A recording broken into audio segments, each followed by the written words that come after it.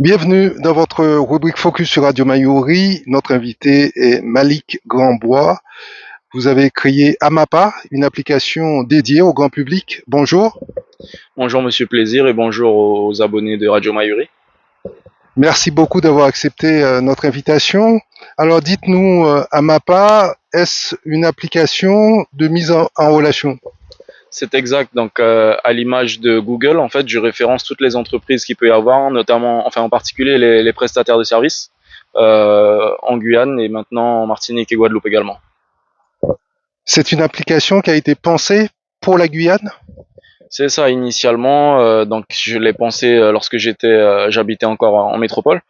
C'est en rentrant en Guyane en fait que je me suis rendu compte qu'il y avait un besoin et donc je l'ai pensé en fonction des spécificités locales. Parlez-nous de votre parcours. À la base, vous êtes ingénieur informatique. C'est ça. Donc, après un bac scientifique au lycée Félix Éboué, je suis parti me former en école d'ingénieur à Paris. J'ai fait un semestre en Chine. Ensuite, je suis rentré en France faire mes études. Et suite à cela, je suis resté travailler en métropole en tant qu'ingénieur informatique. Et l'an dernier, donc en 2023, j'ai décidé de rentrer en Guyane. Le choix de revenir en Guyane, qu'est-ce qui l'a motivé? La volonté de mettre au profit de la Guyane mes compétences parce que en métropole des ingénieurs en informatique et il y en a beaucoup. Ici il y en a également, mais je sais que dans le secteur privé notamment c'est quelque chose d'assez rare et je savais qu'en fait il y avait des opportunités pour moi. Et le fait de créer votre entreprise au lieu d'être salarié, ça aussi c'est une stratégie de votre part? C'est ça, c'est-à-dire que j'ai une vision des choses qui fait que enfin j'ai envie d'aller à ma vitesse et je sais que voilà mes idées fusent dans tous les sens et je pouvais pas en fait être salarié d'une structure.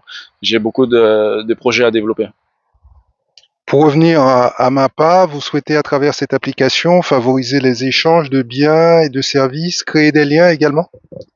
En particulier les services pour l'instant, donc les biens c'est pensé dans une version future, mais voilà c'est de faciliter en fait de moi-même j'ai de la famille qui a été prestataire de services dans le bâtiment et j'ai vu un peu leur quotidien, j'ai vu leur façon de fonctionner et j'ai compris qu'en fait c'était un peu global à la Guyane, enfin au territoire anti-Guyane.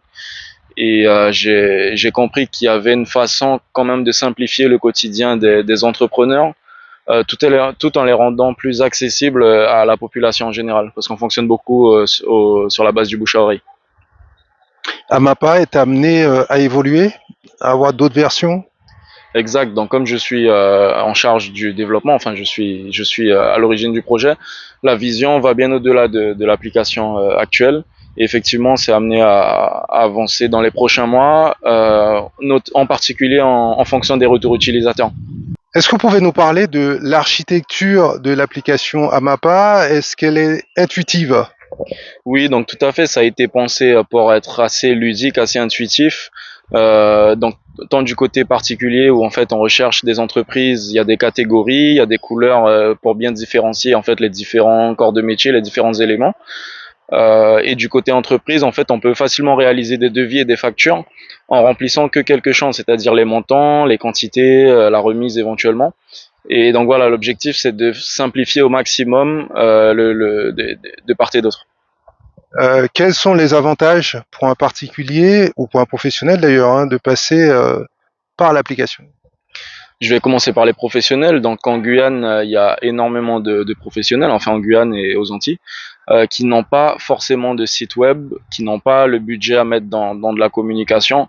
C'est-à-dire qu'il y a des gens qui effectuent très bien leur métier, des artisans, des petits artisans comme des plus gros, mais qui n'ont pas forcément cet aspect commercial, marketing pour aller démarcher du monde et qui n'ont pas le temps non plus surtout. Et donc ça leur permet en fait de façon passive d'être visible, d'être référencé sur une plateforme où en face il y a des clients, d'accord, donc des particuliers, mais au-delà de ça c'est des clients qui ont un besoin. Et ce besoin il est bien spécifique, bien défini. Donc en fait le particulier il va pouvoir aller chercher un professionnel exactement dans la catégorie de métier recherchée. On parle d'application, est-ce qu'il existe également un site internet? Le site internet aujourd'hui, c'est juste la vitrine qui permet donc de parler du produit, mais également de s'inscrire. Là, c'est pas encore fonctionnel au même titre que l'application, mais c'est prévu ultérieurement. Quel est le modèle économique de cette application? Comment gagnez-vous de l'argent? Donc sur Amapa, la façon de se rémunérer, en fait, c'est un abonnement pour les particuliers, pour les professionnels, pardon. Un abonnement pour les entreprises à hauteur de 29,99 € par mois sans engagement et le premier mois il est offert pour permettre d'essayer l'application. Et c'est rentable? Vous avez fait des calculs en ce sens pour les professionnels qui hésiteraient à y aller, à s'y inscrire? Si c'est rentable pour moi, pour les professionnels. Pour les professionnels. Alors sur la base du nombre d'utilisateurs, en fait, aujourd'hui il y a plus de 600 personnes qui sont inscrites, dans une grande partie, donc c'est des clients. Et les professionnels, est-ce qu'ils ont un retour sur investissement? Ça, c'est au cas par cas. En tout cas, ils ont de la visibilité et effectivement, s'ils sont contactés par un client qui leur vient d'Amapa, c'est toujours bon à prendre. Il y a un système de parrainage, de recommandation? Tout à fait. Donc pour les professionnels, en parrainant, en tant que professionnel, si on parraine d'autres professionnels, on gagne un mois supplémentaire sur notre abonnement à chaque fois, un mois gratuit supplémentaire. Vous êtes à votre compte actuellement. Est-ce que vous avez bénéficié d'aide pour lancer cette application? Si vous parlez d'aide financière, non, je n'en ai pas reçu. Après, j'ai reçu un certain accompagnement de la part de la caisse des congés payés, qui m'a bien orienté, la chambre de commerce et également GDI, Guyane Développement Innovation. L'application a été lancée quand officiellement? Officiellement, je l'ai lancé le 13 juin 2024, donc il y a 3 mois. Et les marchés que vous ciblez aujourd'hui, c'est principalement les Antilles-Guyane? C'est ça, donc initialement c'était uniquement la Guyane, ensuite j'ai lancé donc depuis peu aux Antilles, et voilà, c'est tous les prestataires de services de nos territoires. Et quelles sont les remarques, les principales remarques que vous avez eues depuis le lancement de cette application venant des utilisateurs, notamment tant professionnels que consommateurs? Donc les remarques, c'est principalement des remerciements, parce qu'il semblerait qu'il y avait un besoin et qu'il y a beaucoup de gens qui attendaient ce genre de service depuis très longtemps. Donc c'est principalement des remerciements, des bravos, des continue, voilà, c'est que du positif. Est-ce que vous envisagez d'étendre cette application au-delà des Antilles-Guyane? Alors ça a été pensé principalement pour les territoires où généralement il n'y a pas de service dédié. Généralement, en fait, on se base sur ce qui est fait ailleurs. Et donc, au maximum de l'extension, ça ira dans les autres territoires d'outre-mer. Cette application, on peut la télécharger sur Android et sur Apple?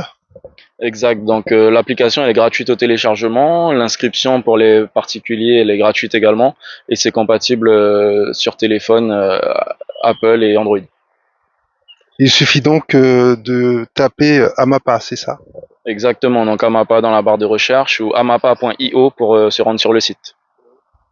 Est-ce que vous arrivez à vous projeter aujourd'hui dans les 4-5 années qui viennent par rapport à cette application?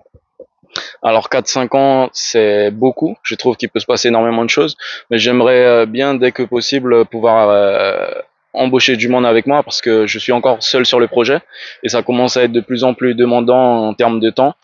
Et pour ça, au moins l'année prochaine, si j'espère avoir du monde à mes côtés.